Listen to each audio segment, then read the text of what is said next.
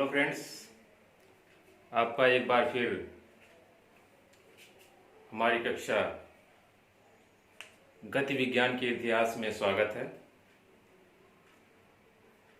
गति विज्ञान के इतिहास को जानने से पहले सबसे पहले हम लोग देखते हैं कि वास्तव में ये गति विज्ञान है क्या और ये किस चीज का अध्ययन करता है। जैसा कि देखिए यहाँ पे लिखा हुआ है गति विज्ञान। यहाँ देखिए गति विज्ञान को अंग्रेजी में केंसियोलॉजी कहा जाता है। गति विज्ञान को अंग्रेजी में केंसियोलॉजी कहा जाता है, जिसका अर्थ होता है स्टडी ऑफ मूवमेंट, यानी कि ऐसा विज्ञान जो हमारे गति का अध्ययन करता है, गति का विज्ञान कहलाता है। हम लोग ये जानते हैं कि शारीरिक शिक्षा के अंतर्गत हमारी जो मूवमेंट है और उस मूवमेंट का अध्ययन, एक एक मूवमेंट का अध्ययन, चाहे वो चलना हो, चाहे वो दौड़ना हो, चाहे कूदना हो, चाहे फेंकना हो, जो भी है, और उसका जो माइन्यूट यानी सूक्ष्म जो अध्ययन किया जाता है वो हमारे केंसियोलॉजी या गति विज्ञान के अंतर्गत किया जाता है। शारीरिक शिक्षा के लिहाज से गति विज्ञान का अति महत्वपूर्ण स्थान है, क्योंकि हम जानते हैं कि शारीरिक शिक्षा और खेल कूद में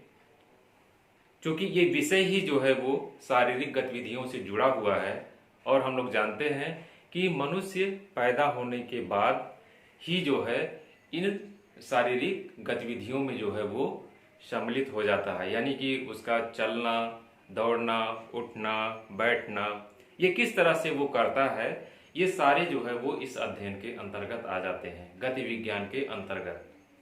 तो इसलिए ये टॉपिक जो है वो बहुत ही महत्वपूर्ण है, या ये विज्ञान जो है अपने आप में वो बहुत महत्वपूर्ण है, ना कि शारीरिक शिक्षा के लिहाज से, बल्कि एक मनुष्य के शरीर में कौन सी हरकतें हो रही हैं,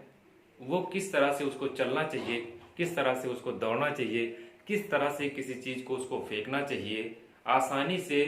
यानी कम बल से और ज्यादा दूर तक फेंकने में, कम बल से ज्यादा तेज दौड़ने में, कम बल से ज्यादा तेज उछलने में हमको जिस विज्ञान की सहायता से सहायता मिलती है, उसका अध्ययन जो है वो गति विज्ञान या गति शास्त्र के अंतर्गत किया जाता है। क्योंकि हम लोग ऐसे देखते हैं कि हम लोग किसी भी क्रिया को अगर हम लोग गति विज्ञान की सहायता से नहीं करते हैं, उसके सिद्धांतों के हिसाब से नहीं करते हैं जो कि वैज्ञानिक इसके सिद्धांत हैं, तो हमको किसी भी कार्य को करने के लिए ज्यादा कार्य क्षमता को अपनानी पड़ेगी, या अपने मांसपेशीय बल का ज्यादा से ज्यादा उपयोग करना पड़ेगा। जबकि अगर हम लोग जो है वो गति विज्ञान के सिद्धांतों का प्रयोग करें तो हम लोग बड़े से बड़े कार्य को कम से कम जो है वो ऊर्जा में कर सकते हैं। तो इसलिए इस विज्ञान का जो है वो हमारे शारीरिक शिक्षा के क्षेत्र में बहुत बड़ा योगदान है। इसके साथ ही साथ हम लोग देखते हैं कि जो ये गति विज्ञान है, इसके द्वारा मानव शारीरिक क्रियाओं का वैज्ञानिक ढंग से विश्लेषण होता है। यानी कि हम लोग ये कह सकते हैं कि हमको किस तरह से चलना चाहिए, हमारे पैरों की क्या पोजीशन होनी चाहिए, हमारे हाथों की क्या पोजीशन होनी चाहिए, हमारे जो बॉडी का जो शेप है वो कैसा होना चाहिए आगे जो है चलने के लिए, आगे बढ़ने के लिए, या दौड़ते समय हमको किस तरह से हमारा पैर आगे आना चाहिए, हाथ पीछे जाना चाहिए, कौन सा हाथ आगे आएगा, कौन सा पैर पीछे जाएगा, और हमारे जो पंजों की जो स्थिति होती है वो क्या होगा, पहले टो आएगा, फिर बॉल आएगा, फिर हील आएगी, या पहले हील आएगी फिर बॉल आएगा, फिर जो है वो टो आएगा। तो इन सब सिद्धांतों का अगर हम लोग प्रयोग करते हैं तो हम लोग अच्छी तरीके से किसी भी एक्टिविटी को कर पाते हैं। तो इसीलिए यहाँ पे कहा गया है कि मानव शारीरिक क्रियाओं का वैज्ञानिक ढंग से जो है वो हमारा गति विज्ञान विश्लेषण करता है। ये दो शब्दों से मिलकर बना हुआ है,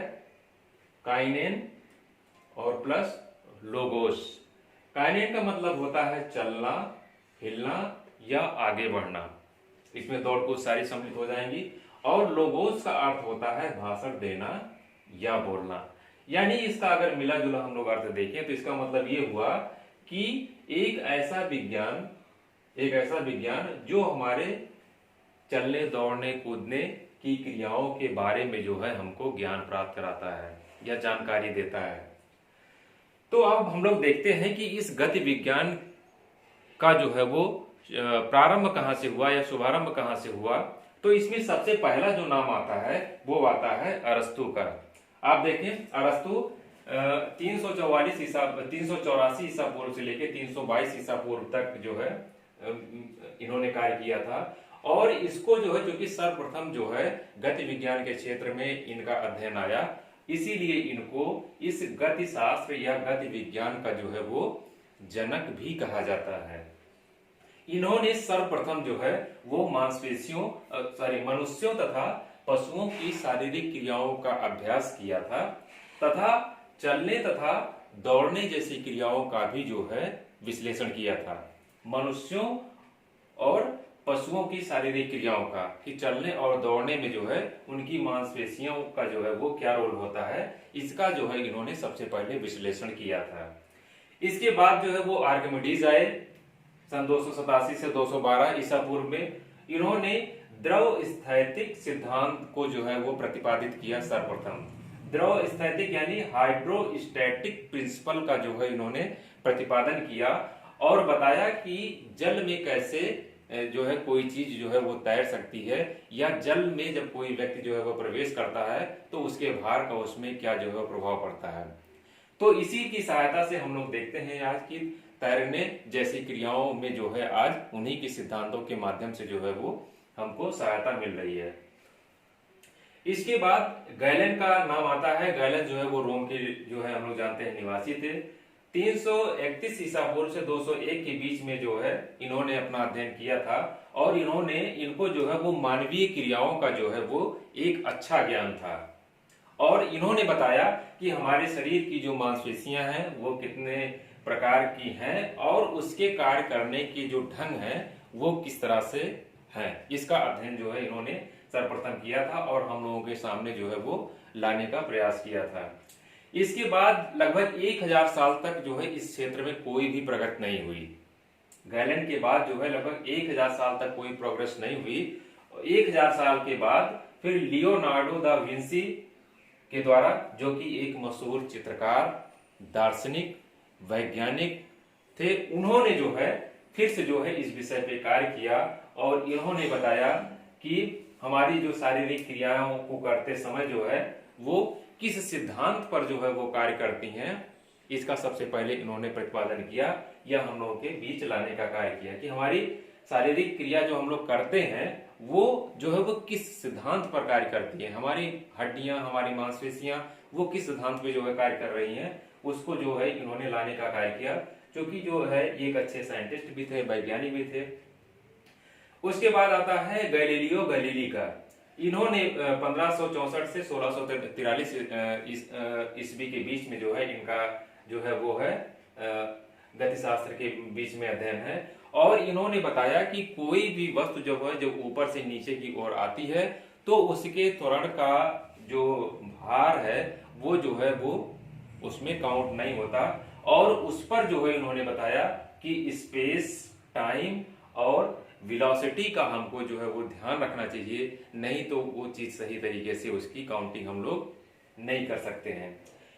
इसके बाद जो है वो अल्फांसो बॉर्ली का जो है वो नंबर आता है, जो कि 1608 से 1679 ईस्वी के बीच इनका जो है वो अध्ययन था। इन्होंने बताया कि मानव शरीर में जो हमारी अस्थियां हैं वो उत्तोलक की भांति जो है वो कार्य करती हैं, एक लीवर की तरह कार्य करती हैं, तभी हम लोग जो है किसी भी चीज को जो है वो आसानी तरीके से उठा लेते हैं, आसानी से हम लोग कर लेते हैं। अगर शरीर में हमारे जो है ये अस्थियां उत्तोलक की तरह कार्य ना करें तो हम लोग जो है सही तरीके से कार्य नहीं कर सकते। जैसे आप देखें कि अगर शारीरिक रूप से उत्तोलक की बात करें हम लोग तो देखिए ये भी जो है हड्डियां जो है उत्तोलक का कार्य करती हैं। देखिए कार्य यहाँ पे होता है, पावर यहाँ से मिलता है और बैलेंस जो है वो यहाँ से मिल रहा है, तो ये जो है ये उत्तोलक के अंतर्गत जो है ये चीजें आती हैं। तो इस तरह से इन्होंने अल्फांसो बोर्ली ने बताया कि मानव शरीर की अस्थियां उत्तोलक की तरह कार्य करती हैं, यानी लीवर की तरह कार्य करती हैं। और इसके बाद सर आइजैक न्यूटन का नाम आता है, जो जिनका की जो है वो गति विज्ञान के क्षेत्र में बहुत ही बड़ा जो है वो योगदान है। इन्होंने आधुनिक प्रौद्योगिकी यानी डायनेमिक्स का जो है वो प्रतिपादन किया, जो कि इस क्षेत्र में जो है एक बहुत बड़ा क्रांतिकारी कदम था। और उन्होंने अपने 3 सिद्धांत जो है वो आधुनिक प्रौद्योगिकी के बताए, जो कि आज उन्हीं के नाम से न्यूटन के गति विषयक नियमों के नाम से जानते हैं। और हम लोग जानते हैं कि उन्हीं नियमों के प्रयोग से हम लोग जो है वो आज जो है चलने में, दौड़ने में, कूदने में, कम समय में ज्यादा दूरी तय करने में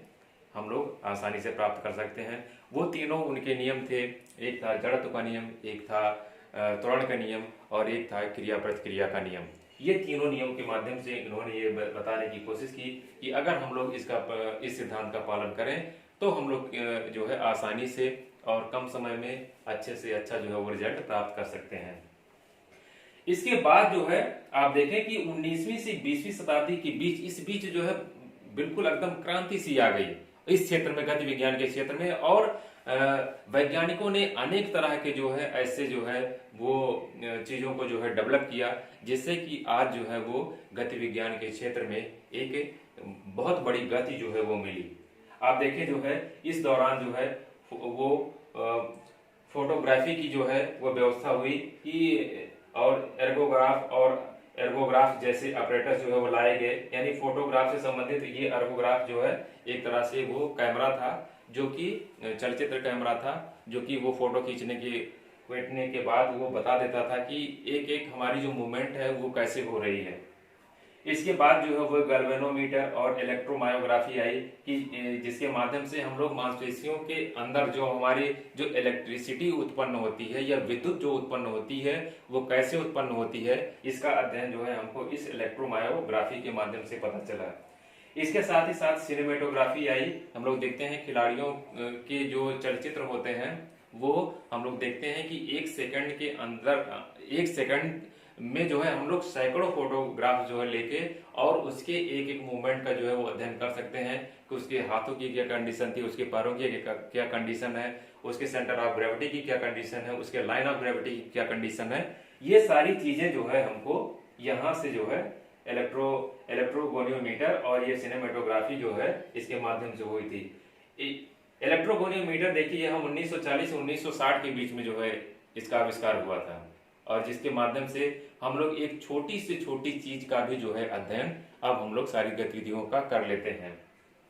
इसके बाद देखिए कंप्यूटर महाशय आ गए, जिनके माध्यम से आजकल सारी चीजें जो है वो कैलकुलेट की जाती हैं, चाहे वो सेंटर ऑफ ग्रेविटी हो, चाहे लाइन ऑफ ग्रेविटी हो, चाहे जो है उसका बल का मापन करना हो, चाहे जो है उसकी क्षमता का मापन करना हो। ये सारी चीजें जो है आज कंप्यूटर के माध्यम से जो है हम लोग कर लेते हैं। तो इस तरह से हम लोग देखते हैं कि गति विज्ञान का एक लंबा इतिहास रहा है, जो मानव के संचलन से शुरू होके और आज देखिए वो कहां से कहां तक पहुंच गया है कि मतलब आप कितनी स्पीड किसी इवेंट की हो तो उसके एकदम सूक्ष्म से सूक्ष्म जो है चीजों का अध्ययन जो है हम लोग जो है चलचित्रों के माध्यम से जो सिनेमेटोग्राफी है इन सब के माध्यम से जो है वो कर लेते हैं कि एकदम लास्ट मूवमेंट पे जो है उसके क्या एक्शन रहे हैं उसको जो है बहुत बारीकी से हम लोग आजकल देख लेते हैं। तो इस तरह से हम लोग देखते हैं कि इसका जो है जो पूरे का और लास्ट में विकसित रूप आया वो आया फिर बायो मैकेनिक्स के रूप में, जैव यांत्रिकी के रूप में, यानी कि एक मनुष्य जो है वो कैसे जो है अपनी गति को जो है वो कर रहा है, कैसे जो है वो दौड़ रहा है, कैसे कूद रहा है, कैसे फेंक रहा है। तो उसकी जो आधुनिक जो कह सकते हैं कि आधुनिक जो विज्ञान आया वो बायोमैकेनिक्स के रूप में आया। और इस बायोमैकेनिक्स जो है वो आगे चलकर जो है, क्योंकि हम लोग जानते हैं कि ये शारीरिक गतिविधियों से ही संबंधित है, फिर उसमें एंथ्रोपोमेट्री भी जुड़ गया। एंथ्रोपोमेट्री यानी शरीरांग मापन, और ये शरीरांग जो हमारे शरीर के अंग है उसका वैज्ञानिक ढंग से जो है वो मापन किया गया कि एक आदमी की रेंज, जो गति की रेंज है वो किस लेवल तक हो सकती है। तो तो इसका अध्ययन फिर जो है वो एंथ्रोपोमेट्री के अंतर्गत जो है वो किया जाने लगा। और इन सभी का जो विकसित रूप है, यानी ये जो हम लोगों ने देखा, और इन सबका जो ये विकसित रूप में है वो आया काइनेंथ्रोपोमेट्री के रूप में, जो है जो वर्तमान में चल रहा है, जो विकसित हुआ है, जिसके माध्यम से आज जो है हम लोग क्रीड़ा के क्षेत्र में, खेल कूद गतिविधियों के क्षेत्र में एक बेहतर रिजल्ट जो है वो प्राप्त कर रहे हैं। तो इस तरह से हम लोग देखते हैं ये गति विज्ञान का इतिहास रहा कि कैसे कैसे कहां से शुरू हुआ और आज कहां पे जो है ये पहुंच गया है। इसके साथ ही साथ हम लोग देखें इसकी परिभाषाएं क्या है। गति विज्ञान की, यह विज्ञान की वह शाखा है जिसके माध्यम से एक एथलीट पर लगने वाले आंतरिक एवं बाह्य बलों का एवं उनके द्वारा उत्पन्न प्रभावों का अध्ययन करते हैं। आंतरिक एवं बाह्य जो है बाह्य बल लग रहे हैं उसका हमारे शरीर के ऊपर क्या प्रभाव पड़ रहा है, इसका अध्ययन जो है वो इसके अंतर्गत किया जाता है।